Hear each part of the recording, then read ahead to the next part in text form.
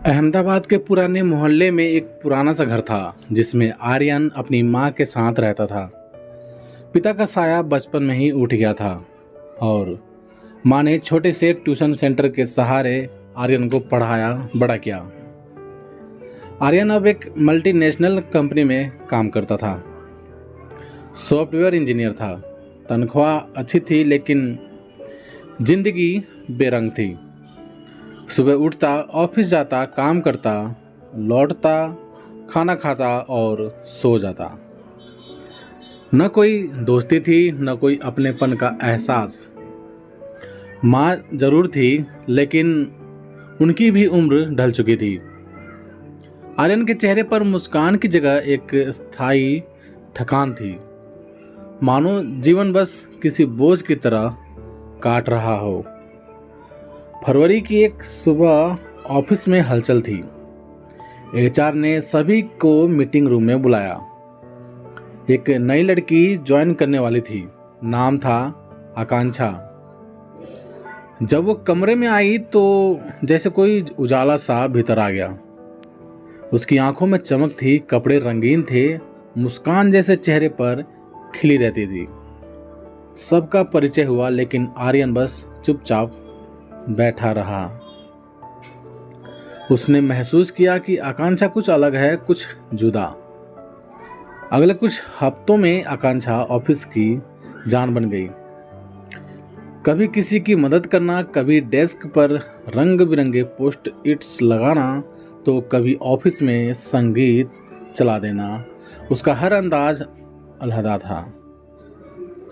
एक दिन coffee machine के पास आकांक्षा और आर्यन आमने सामने आए। कॉफी ब्लैक लोगे या थोड़ी मिठास भर दूं?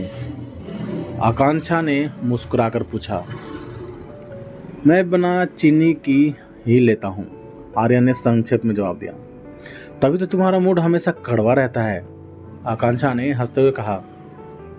आर्यन पहली बार मुस्कुराया। यह छोटी सी बात थी लेकिन उस दिन के बाद दोनों के बीच संवाद शुरू हो गया। कभी लंच ब्रेक में बातें होती, कभी लौटते हुए बस स्टॉप तक साथ चल लेते। आकांक्षा की बातें अलग थीं। वो मौसम के रंगों की बात करती, बच्चों की हंसी की पतझड़ में भी बाहर ढूंढ लेती। एक दिन आर्यन ने पूछ लिया, तुम इतनी खुश कैसे रहती हो आकांक्षा? दुनिया इतनी उलझी है, तुम्हारे चेहरे पर हमेशा मुस्कान क्यों होती है? आकांक्षा कुछ पल चुप रही, फिर बोली, क्या तुम जानना चाहते हो सच? हाँ, आर्यन ने गंभीरता से कहा। मैं कैंसर सर्वाइवर हूँ आर्यन। सिर्फ 16 साल की थी जब पता चला कि मुझे ब्लड कैंसर है। डॉक्टर ने कहा था ज़्यादा दिन नहीं है, लेकिन माँ ने हार नहीं मानी और इलाज में सारा पैसा लगा दिया। 5 साल तक अस्पताल मेरा दूसरा घर था, लेकिन जब जिंदगी ने दूसरा मौका दिया तो मैंने तय किया कि हर दिन को जीऊंगी जैसे आखिरी हो। अब मुझे किसी चीज का डर नहीं लगता। आर्यन को जैसे किसी ने झकझोर दिया। जिसे वो सबसे हल्का समझता था वो सबसे मजबूत निकली। उस रात आर्यन देर तक छत पर बैठा रहा।